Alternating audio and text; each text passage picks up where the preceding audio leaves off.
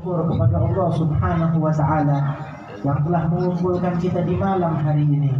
Bersama-sama kita mendengar pujian, mendengar bersama-sama salawat kepada baginda Nabi besar Muhammad sallallahu alaihi wasallam. Yang dimana duduknya kita di sini adalah ibadah, pahala anugerah yang besar dari Allah Subhanahu wa Ta'ala. Bahkan pahala kita dikirimkan oleh kita, Allah Ta'ala berikan anugerah, diangkat derajat yang kita haulkan di malam hari ini. Saudara kita Al-Ustaz Muhammad Firdaus bin Yusuf, insyaAllah mudah-mudahan Allah Ta'ala angkat derajat beliau, diampuni segala dosa beliau, dan Allah Ta'ala berikan keberkahan kepada anak dan keluarga beliau, amin ya rabbal alamin. Tadi kita mendengar pembacaan maulid Nabi besar Muhammad sallallahu alaihi wasallam. Ayuhal hadirin, sungguh ini adalah unik. Kita udah keluar dari bulan maulid Nabi, tapi maulid Nabi masih dibaca nggak habis-habis.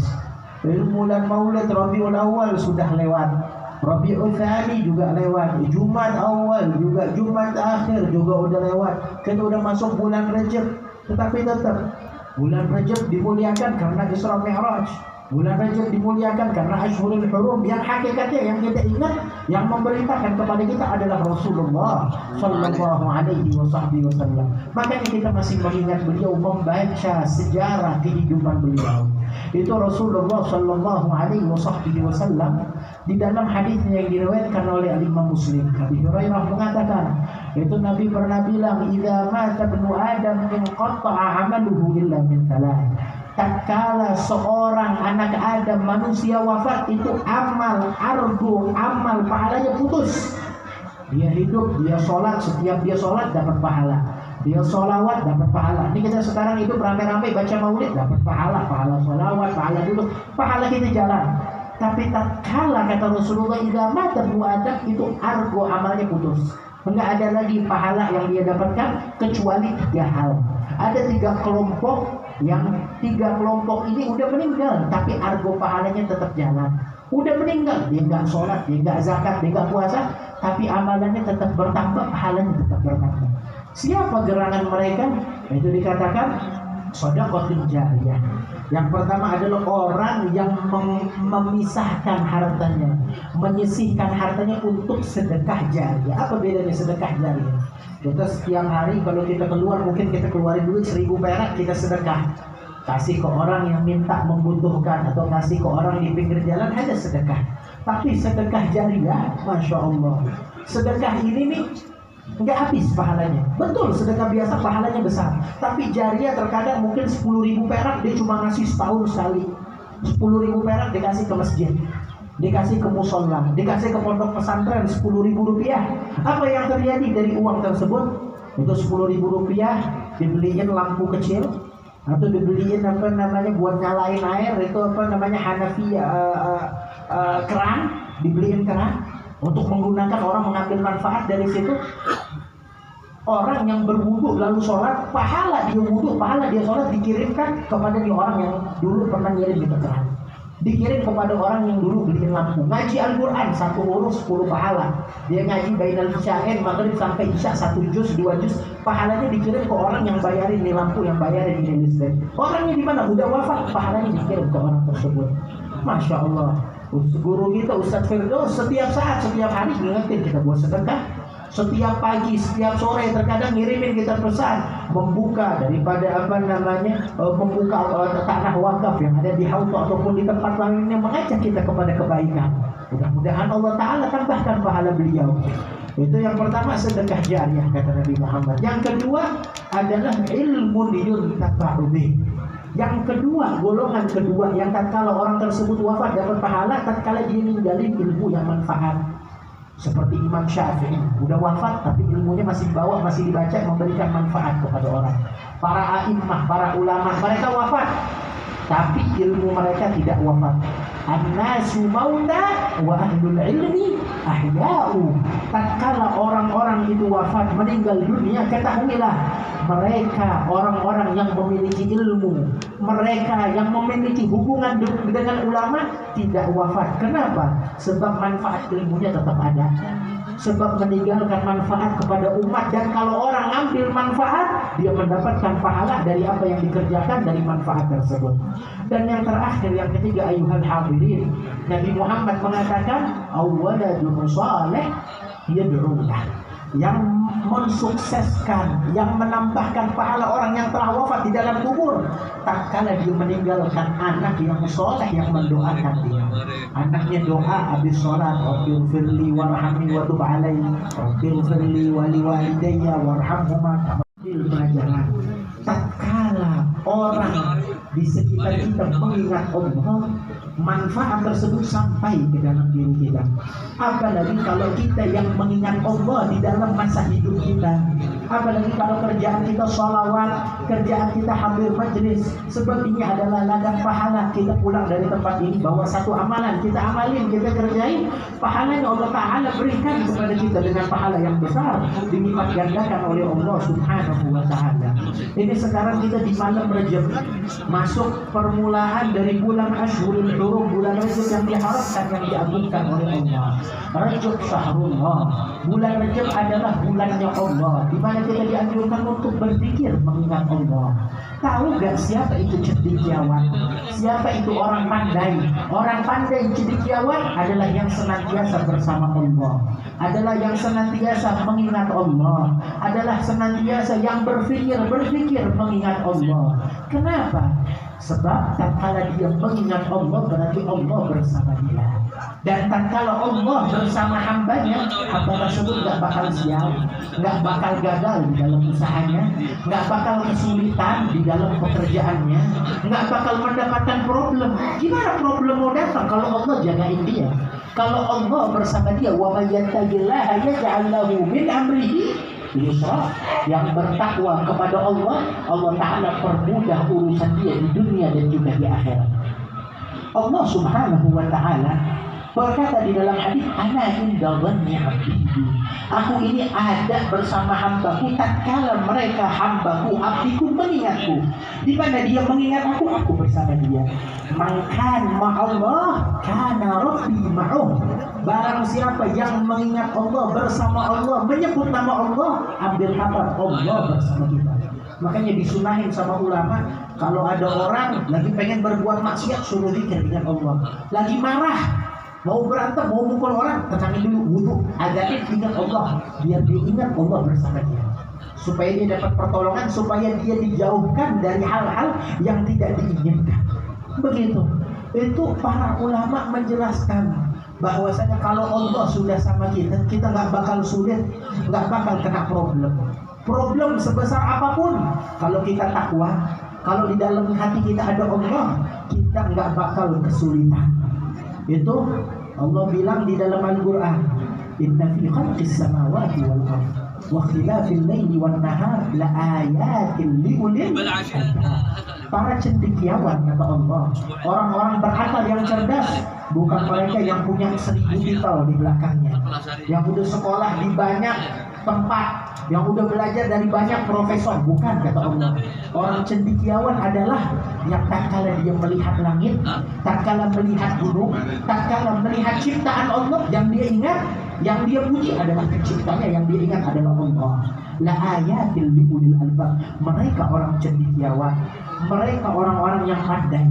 Dan di tempat ini kita dididik, kita didoktrin. Untuk apa? Didoktrin bahwasanya kecerdasan yang hakiki tempatnya di sini. Tatkala kita belajar, tatkala kita berzikir, tatkala kita memandang kepada para ulamanya Allah Subhanahu wa Ta'ala, problem sebesar apapun akan punah selama kita bertakwa dan mengingat Allah. Nabi Musa alaihissalam, bayangkan seorang Nabi Musa bertahun-tahun melawan Fir'aun dan kezalimannya, dalam kesulitan, dikejar mau dibunuh, dikejar oleh Fir'aun berserta pengikutnya sampai di hadapan laut, nggak ada kapal, di belakang pasukan bawa pedang. Itu asbala ashabu Musa, itu orang-orang yang bersama Nabi Musa. Falamma tara al-jam'an qala ashabu Musa inna lamudrakun. Sekarang kita kalah, sekarang kita hancur, sekarang kita binasa. Depan kita laut, belakang kita pedang, kita meninggal. Apa kata Nabi Musa? Apa yang dikatakan oleh seorang Nabi? Dalam hakikat di depan mata orang-orang ini kita kalah, kita meninggal. Di belakang kita semenit lagi kita disembelih oleh Firaun, diazab. Wala Musa kalla inna ma'iya rabbi sayahdin. Kata Musa, nggak bakal kita kalah. Kenapa ya Musa? Allah udah memerintahkan kepada saya untuk jalan, berarti kita menang. Kita punya Allah, kata Musa. Inna ma'iya rabbi, bersama saya Tuhan saya. Dan kalau Tuhan saya bersama saya nggak bakal disia-siakan oleh Allah, nggak bakal dilupakan oleh Allah Subhanahu wa ta'ala. Maka apa kata Allah? Allah langsung wahyukan, sekarang ya Musa, lempar tongkatmu, aku bukakan jalan. Sebelumnya Nabi Musa nggak tahu bakal ada tongkat yang harus dilempar terbuka jalan, dia nggak berpikir ke situ. Tapi yang dia pikir, Allah bersama saya jalan di jalan ketaatan, di jalan perintah Allah, Allah nggak bakal sia-siakan saya, nggak bakal kita sia, nggak bakal kita kalah. Dan betul, karena keyakinan tersebut Allah bukakan jalan, Allah berikan solusi bagi problem Nabi Musa bersama kaumnya. Ayyuhal hadirin, yang taat di sini Musa beserta kaumnya. Tapi bukan berarti kaum Nabi Musa semuanya orang hebat kayak Nabi Musa. Tapi berkat kedekatannya, berkat peneladanannya kepada Nabi Musa, karena dia beriman, menjauhi ajaran Firaun, maka Allah Ta'ala berikan kemenangan untuk mereka dan diselamatkan oleh Allah Subhanahu wa Ta'ala. Satu contoh lagi di dalam Al-Quran, tatkala perkara Sayyidina Nuh alaihi salam. Nabi Nuh dijanjikan oleh Allah selamat beserta kaum-kaumnya yang beriman bersama dia. Selamat dari apa? Selamat dari angin puting, dari lautan. Lautan bukan lautan yang di depan mata kita, tetapi seluruh muka bumi Allah Ta'ala jadikan lautan. Allah bilang fafatahana abwabas sama bima'in munhamir. Itu pintu langit kita bukakan, hujan bukan merintik. Saking derasnya itu nggak ada lagi nggak ada lagi dataran di muka bumi, semuanya air. Fafatahna abwabas sama bima'in munhamir wa fajjarna al-arda uyunan. Langit diturunkan air, dari bumi dikeluarkan air. Ini air yang sangat banyak. Yang di ayat lain yang dijelaskan itu ombak bukan 1-2 meter, al-jibal. Itu ombaknya yang ada seperti gunung, beratus-ratus berpuluh-puluh meter besarnya ombak tersebut. Tapi Nabi Nuh kemana bersama kaumnya? Nabi Nuh nggak punya kapal besi. Nabi Nuh nggak punya kapal bahtera yang besar yang terbuat dari besi kokoh, enggak. Apa kata Allah? Wa hamalnahu 'ala dzati alwahi wa dusur. Kata Allah, kami bawa engkau Nuh bersama pengikutmu di mana? 'Ala dzati alwahi, di atas papan. Allah nggak bilang perahu yang kokoh, papan. Melawan apa? Melawan ombak yang besar. Wa dusur, yang di bagian depannya itu mungkin dikokohkan dengan paku atau sejenisnya untuk membelah ombak. Ya cuma lawannya bukan sungai. Ini rakit yang terbuat dari papan, bukan di sungai tetapi di lautan yang besar, melawan ombak yang seperti gunung. Tetapi ada spesial. Apa spesialnya? Apa keutamaannya? Nabi Nuh bersama Allah. Yang menahkodai, mengatur alur kapal tersebut adalah Allah. Kata Allah, tajri bi a'yunina. Tidaklah engkau jalan melainkan mata kami bersamamu. Di mana ombak datang ke kanan ke kiri dengan besar, pas sudah dekat kapal, itu ombak turun, itu ombak hilang begitu saja. Seakan-akan itu kapal dijaga oleh Allah Subhanahu wa Ta'ala, seakan-akan jalan di laut yang tenang, nggak ada ombak. Padahal ombaknya itu seperti gunung, tapi yang sekitar kapal tersebut dalam keadaan tenang. Kenapa? Sebab Nabi Nuh dipandang oleh Allah. Allah Ta'ala menurunkan pandangan dan anugerah penjagaan kenabian kepada Nabi Nuh bersama kaumnya, maka mereka diselamatkan oleh Allah Subhanahu wa Ta'ala. Hadirin hadirat, kita hadir di tempat ini, kita ketahuilah pandangan Allah sangat besar kepada kita. Rahmat yang Allah turunkan di tempat seperti ini, tatkala disebut nama Nabi Muhammad, tatkala kita berkumpul bersama orang-orang soleh, rahmat sungguh besar dari Allah. Kalau kita setiap hari beribadah, kita usaha, itu kayak kita nyiramin. Kita punya kebun, pakai air setiap hari 1 ember. Kita jalan, ambil air di sungai, nimba air dari nimba air dari sumur, kita siramin, capek letih. Tapi kalau kita hadir ke majelis ta'lim, kita duduk di hadapan para ulama, anugerah Allah turun itu kayak hujan. Nggak tanpa perlu kita capek-capek, Allah yang memperkenalkan dirinya kepada kita. Allah yang mendekatkan diri kepada kita. Kenapa? Sebab kita berkumpul atas dasar cinta. Sebab kita berkumpul atas dasar bukti. Bukti apa? Bukti kita setia kepada janji Allah. Bukti bahwasanya Nabi Muhammad bilang, "Idza marartum bi riyadil jannah farta'u." Kalau kalian lewat taman surga, hendaknya kalian singgah di taman surga. Apa itu taman surga? Gila majalisul dzikir. Taman surga adalah majelisnya dzikir. Ini sekarang kita memiliki sifat penghuni surga. Kenapa? Nabi bilang majelis dzikir itu majelisnya penghuni surga. Kenapa? Karena di situ ada sifat penghuni surga. Apa sifat penghuni surga? Wa naza'ana ma fi sudurihim min ghillin ikhwanan ala sururin mutaqabilin. Yaitu sifat penghuni surga, mereka itu saling duduk berhadap-hadapan tanpa ada rasa dengki. Allah Ta'ala cabut rasa dengki hasud antara penghuni surga. Yang tadinya musuhan gak bakal musuhan di dalam surga. Kita lihat di majelis ta'lim kayak begini. Yang tadinya gak pernah ketemu, yang tadinya gak pernah silaturahmi, yang tadinya sama kerabatnya jauh, gara-gara ada holdatulnya dia berkumpul, gara-gara ada peringatan maulid, peringatan taklim dia berkumpul. Kenapa? Padahal bermusuhan, padahal membenci, tapi di tempat ini kebencian tersebut hilang. Sebab ini adalah bagian dari surga. Maka dari itu mari kita pulang dari tempat ini membawa oleh-oleh, menjadi lebih baik, menjadi hambanya Allah. Kembalikan diri kita untuk menghamba menjadi abdinya Allah, bukan menjadi abdi manusia. Bukan kita terobsesi dengan dunia ataupun dengan harta. Silakan ambil pekerjaan kita. Jadilah apapun angan-angan yang kita inginkan, tapi jangan kita sia-siakan waktu kita bersama Allah. Walaupun antara maghrib dan isya, walaupun seminggu sekali, walaupun sebulan sekali. Kapan kita bisa hadir pengajian, ngaji, kita belajar, kita ngaji, kita amalin. Mudah-mudahan Allah Ta'ala bimbing kita, Allah Ta'ala rahmati kita, Allah Ta'ala ampuni segala dosa kita. Budi untuk menyampaikan penyampaian yang cukup. Kemudian Syed Salim Jidan juga menyampaikan penyampaian yang cukup. Saya sebagai sahibul bait mengucapkan ribuan terima kasih kepada hadirin wal hadirat al-habari atas kehadirannya di tempat ini, dan ini merupakan bentuk wafa. Itu dalam hadis Nabi SAW bilang, inna min abaril bait an yabirra rajul ahla budi abi. Sebaik-baiknya bentuk kebaktian seorang anak terhadap orang tuanya adalah menyambung hubungan daripada sahabat-sahabat orang tuanya yang sudah almarhum. Ustaz berdua meninggal dunia. Alhamdulillah, sekalipun dia telah wafat, subhanallah, 1 tahun. Kita sekarang di awal Januari, beliau wafat di tanggal 26 Januari tahun lalu. 1 tahun cepat banget. 1 tahun cepat banget berlalu, kayak baru kemarin beliau wafat. Cepat waktu berlalu. Intinya beliau wafat, tapi hubungan persaudaraan satu sama lain di antara kita masih tetap terjalin. Saya ingat maulid tahun lalu Ustaz masih ada di sini. Wajah-wajah yang sama juga yang hadir di sini. Alhamdulillah, saya ucapkan terima kasih kepada para habaib, para kiai yang masih tetap hadir di tempat ini.